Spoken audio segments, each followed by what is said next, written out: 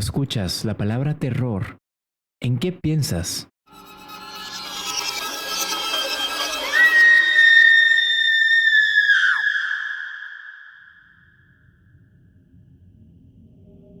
Algunos tal vez en muñecas o en fantasmas. Otros pensarán en demonios e incluso unos cuantos en payasos. Todas son respuestas correctas. Nos muestran cómo es que este género ha trascendido a lo largo de los años. Pero la verdad es que el terror no tiene que tomar una de estas formas para dar miedo. Sonidos, sombras, el sentimiento de ser acechado. Todas estas son pequeñas señales de que un evento paranormal podría estarse formando frente a ti. Y si eres una persona sensata, será mejor que les prestes atención, porque el terror de verdad, el que experimentas no tras una pantalla grande, sino en la vida real, es mucho, mucho peor de lo que crees.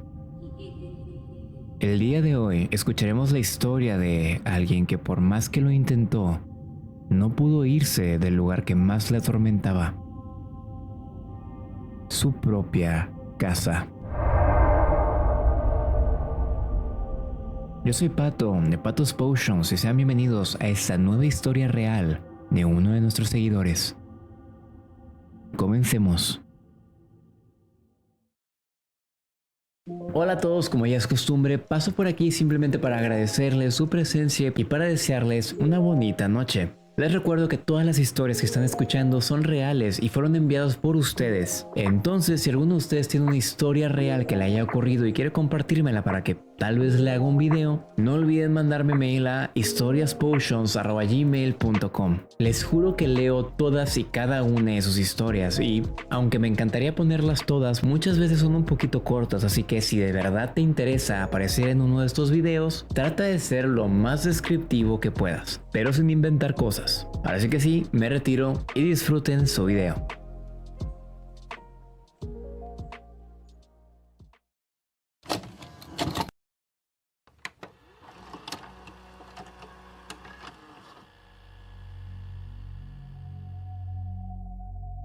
Les voy a contar una historia bastante fuerte.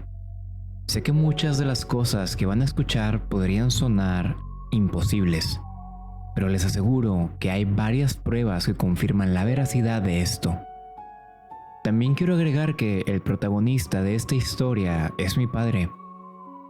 Y desde el día en el que nací hasta ahora, 25 años después, él ha sido una de las personas más serias y honestas que he conocido. Por favor, ténganlo en consideración mientras escuchan su historia. Esta no se trata sobre un monstruo o un demonio, aunque sí hemos tenido contacto con este tipo de entidades. Mi historia es de un barrio situado a unos 100 metros del cementerio antiguo de uno de los lugares con más evidencias paranormales en toda España. Si visitas el área, podrás encontrar un convento de monjas bastante antiguo que sigue activo. En el pasado, toda la zona pertenecía a dicho convento, aunque con el paso de los años acabaron vendiendo parte de sus tierras a distintos compradores. Para la historia, vamos a dar un pequeño salto en el tiempo a cuando mi padre nació. Él nació en una torre departamental de esta ciudad.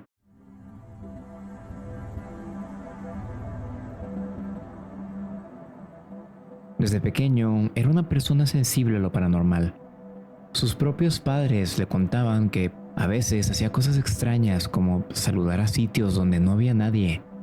Se la pasaba teniendo pesadillas y sentía energías oscuras alrededor del hogar. En los años 50 era muy normal que en los sótanos de las torres de departamentos hubiera un pequeño lugar para que una trabajadora de limpieza viviera ahí. Su tarea era sencilla: mantener las áreas comunes lo más limpias posibles. La casera que solía vivir en la torre era una chica muy joven, O bueno, eso es lo que le contaron a mi familia los residentes más antiguos del lugar, ya que cuando ellos llegaron, ella ya no se encontraba ahí. Decían que era una mujer muy extraña, también que estaba muy apegada a una relación con un chico. Una noche pudieron escuchar cómo ellos dos peleaban. Se escucharon cosas rompiéndose, gritos, golpes. Probablemente ya saben para dónde va la situación. Cuando los vecinos fueron a revisar que estuviera bien, el tipo ya se había ido. Afortunadamente, la casera estaba bien. Su exnovio no la había lastimado, mínimo no físicamente. Pero yo sé que algo turbio sucedió esa noche, ya que a las pocas horas de la pelea, en el silencio de la noche, se colgó en su apartamento.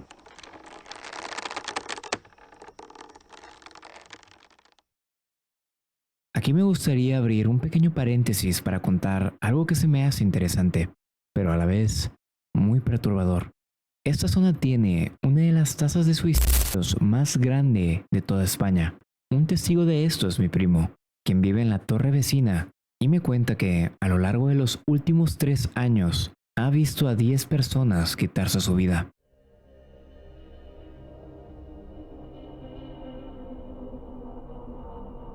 Volviendo a la historia, tras la noticia, el apartamento de la casera se deshabitó y posteriormente se abandonó.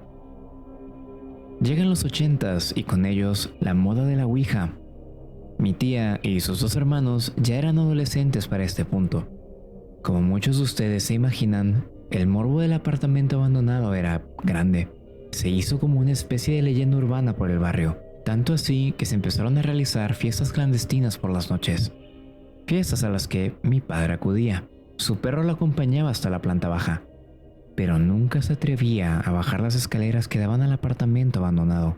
Simplemente esperaba que volviera y lo escoltaba de vuelta a casa. Todos aportaron un poco de dinero para comprar un sofá y un mini refri, los cuales metieron al apartamento como si fuese una especie de base secreta. Una noche, mi tía trajo la ouija que le habían regalado de cumpleaños y, junto a sus hermanos y mi padre, realizaron su primera sesión.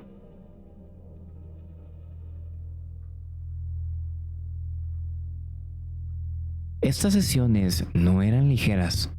Me dijo mi papá que una vez mi tía utilizó un vaso de vidrio como puntero y a los pocos minutos, este explotó en pedazos, incluso llegando a cortar un poco de mi tía al hacerlo. Todos salieron corriendo. Este hubiese sido un gran momento para que se dieran cuenta de que tenían que parar de juguetear en este lugar. Pero al día siguiente, volvieron.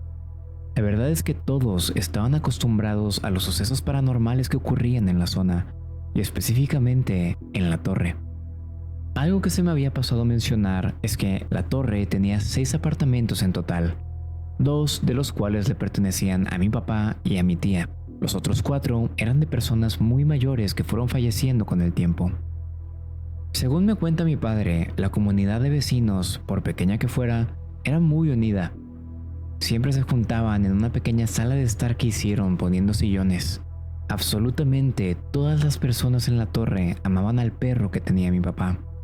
Siempre mantenían su puerta abierta y lo llamaban para que entrara a saludar a sus apartamentos. Como mencioné anteriormente, los vecinos fueron muriendo uno a uno, pero lo curioso era que, aún así, en ciertas ocasiones, por las noches, el perro de mi papá salía como si alguien le hubiese hablado y se sentaba cerca de los sillones de los vecinos fallecidos, moviéndoles la cola, como lo hacía cuando aún estaban con vida. Como bien dije, mi padre de pequeño era una persona muy sensible y siempre sintió la torre como un lugar altamente maldito. Pero no todo era malo. Así como habían cosas muy oscuras, él afirma que también llegó a sentir energías buenas en el lugar. A veces, cuando sentía que algo estaba mal, al poco tiempo esa sensación era cambiada por una calma inexplicable, como si alguien o algo lo estuviese protegiendo. Él siempre creyó que estas energías positivas eran los vecinos con los que siempre se llevó bien. Una de las primeras vivencias extrañas de mi padre fue cuando tenía unos 8 años de edad. Una noche tuvo un sueño en donde una vecina que él quería mucho iba a abrazarlo para desmaterializarse pocos segundos después. Lo describió como una de las sensaciones más pacíficas que ha sentido en la vida. La mañana siguiente, antes de que él despertara, mi abuela vio a la policía en el apartamento de dicha mujer. Así es.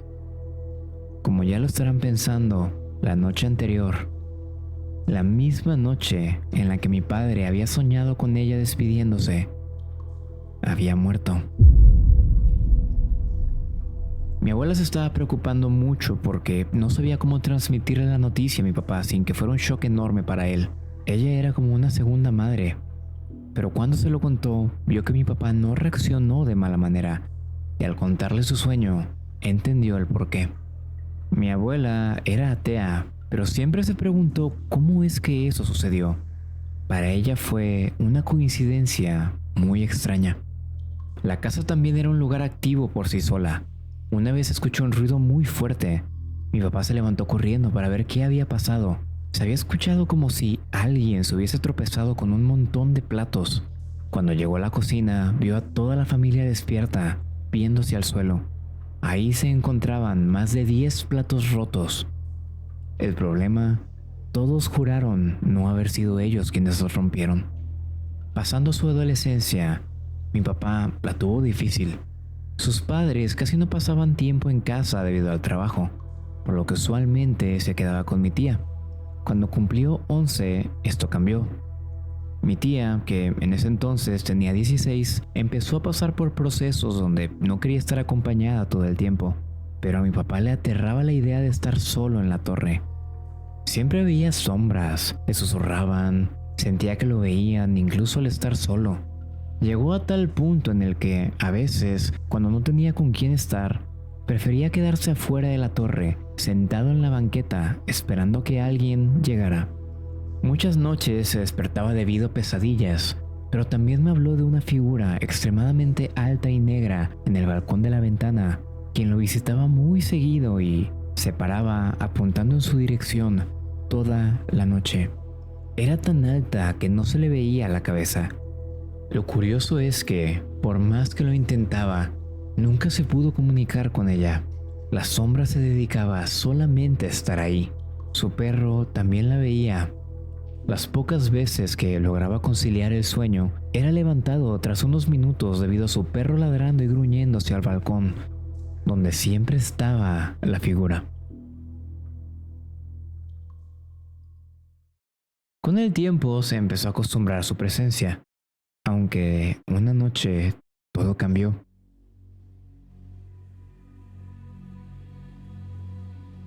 En la habitación, para eso de las 2 de la mañana, la temperatura bajó abruptamente.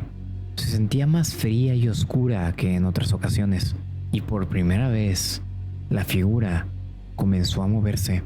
Mi papá quedó en shock. Nunca había hecho esto. Aunque fuese muy lento, podía notar el movimiento. No sabía qué hacer. Creía que su imaginación le estaba jugando una mala broma, hasta que de pronto la figura empezó a arrodillarse. De un segundo a otro, atravesó la ventana sin abrirla, pero lo peor era que por primera vez pudo ver su cara. Mi papá lo describe como un diablo o un demonio, una silueta completamente negra, enorme, pero sus ojos por alguna razón parecían humanos. Si ignorabas todo lo aterrador, era como estar viendo a otra persona. Pero por algún motivo, eso mismo era lo que más aterraba a mi papá, ya que él sabía que lo que sea que estuviese frente a él era todo menos humano. La figura, tras dar unos pasos, se quedó completamente quieta dentro de la habitación, mirándolo fijamente a menos de 1 metro de distancia. Y como si fuese una especie de mal augurio, desde esa noche todo empeoró.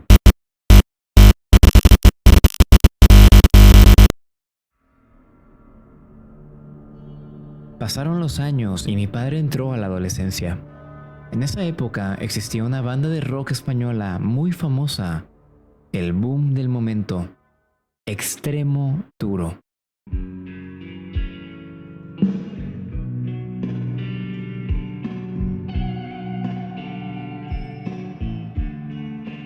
Una de sus canciones más populares, llamada Jesucristo García, era la favorita de mi padre. La canción básicamente hacía una crítica a la historia de Jesús. Una noche, mi padre regresó de entrenar. Quedaban unas horas para que mi tía llegara y, aunque le daba miedo, estaba cansado. Solamente quería bañarse e irse a dormir. Sin pensarlo mucho, decidió entrar a su casa para bañarse. Entró a la ducha con un radio de esos antiguos a los que tenías que presionarle un botón y se escuchaba la música. Para su sorpresa, justamente comenzó a sonar Jesucristo García en la radio. Pero a los pocos segundos que empezó, se detuvo de manera extraña. Él no lo tomó como algo paranormal. Al final, los electrónicos fallan. Tal vez se le había metido un poco de agua. Decidió salir de la ducha rápidamente para picarle de nuevo al botón y reanudar la canción.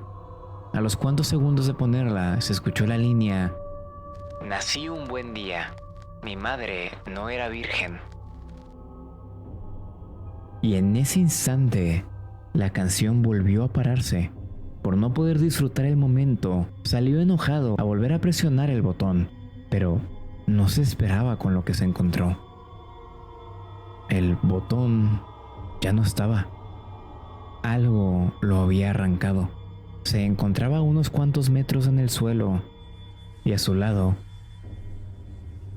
los mismos ojos que lo acechaban en su habitación. La figura alta y oscura estaba dentro del baño con él, observándolo. Mi padre agarró lo que pudo y salió corriendo de ahí. Esto parecería ser la cúspide de lo paranormal. ¿Qué otra cosa podría ser igual o más fuerte que lo que les he contado? Bueno, sí me queda uno que otro as bajo la manga. Perdona a tu pueblo, Señor. Perdona a tu pueblo. Perdónale, Señor. Otro día, mientras se encontraba cenando, notó que su perro comenzó a ladrar hacia su dirección. Extrañado, le pidió que se acercara para que viera que no había nada, pero el perro se negaba y lloraba cuando intentaba ir. Un poco confundido, volteó a un lado suyo, y hasta el día de hoy, jura que al hacerlo, vio perfectamente cómo un vaso de agua se levantó aproximadamente 50 centímetros sobre la mesa y voló hasta romperse contra la pared. Obviamente salió corriendo de la casa con su perro y se quedó esperando en la banqueta a que alguien lo acompañara. Ya no podía estar solo ahí dentro. Podría contarles muchísimas otras historias aterradoras que le pasaron, como cuando una entidad lo empujó mientras bajaba las escaleras de la torre, llevándolo a una caída que pudo haber sido mortal, o la vez que una de sus exnovias juró que mientras se peinaba frente a un espejo, su reflejo dejó de seguirla y simplemente le sonrió ominosamente.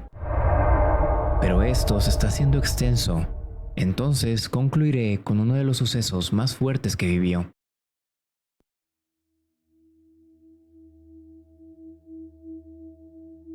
Años después, cuando ya todos los primos estaban entre sus 16 y 20, mis tíos abuelos tuvieron otra hija. Desde chica se comportaba extraño. Se quedaba horas viendo las escaleras del sótano donde se había quitado la vida a la casera. Contaba que tenía amigos que vivían en el sótano y jugaban con ella.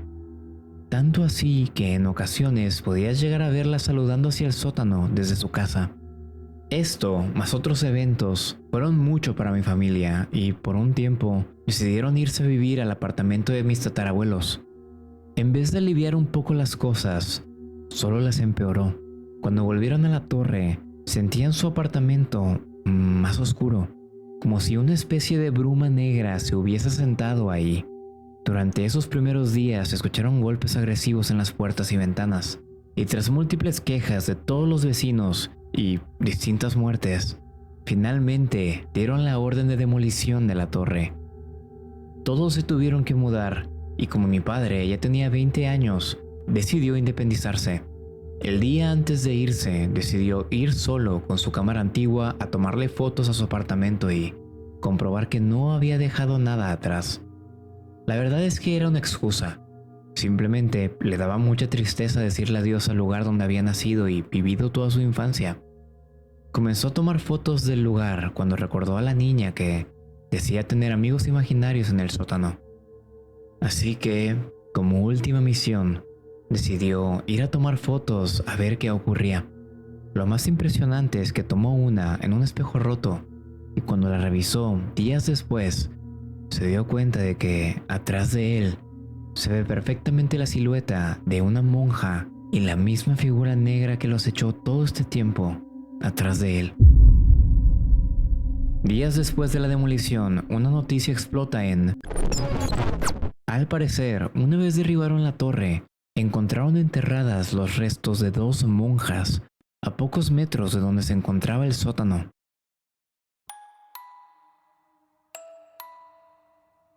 Este fue el final de las experiencias aterradoras de mi padre. Y, aunque no ha sentido nada malo desde que se mudó, él jura que cuando las noches son más oscuras de lo normal, cuando intenta dormir, aún puede sentir esos ojos aterradoramente humanos viéndolo, acechando y esperando el momento perfecto para volver a presentarse.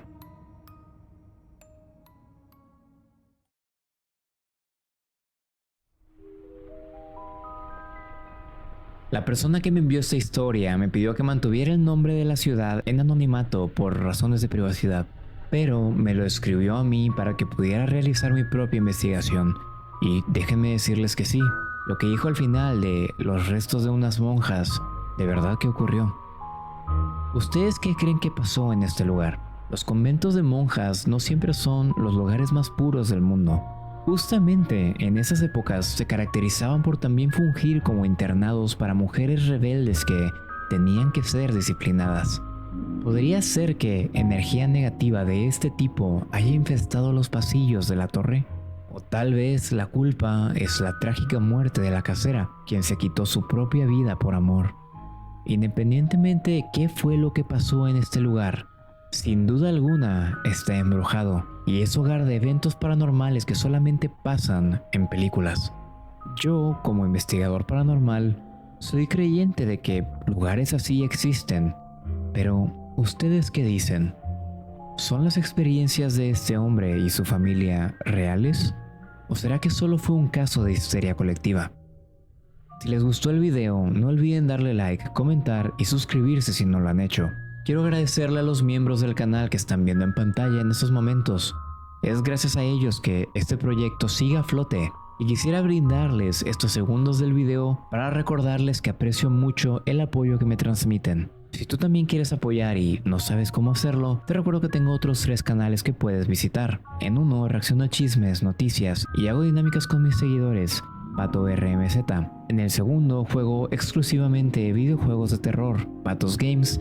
En el tercero subo todas las transmisiones que hago en directo sin ninguna especie de corte, Patos Bots. Hablando de directos, hago streams en Twitch lunes, miércoles y jueves de 6 a 8 pm y los domingos de 8 a 10, todo hora México. Si gustas pasarte, no olvides decirme que vienes de Patos Potions para darte la bienvenida.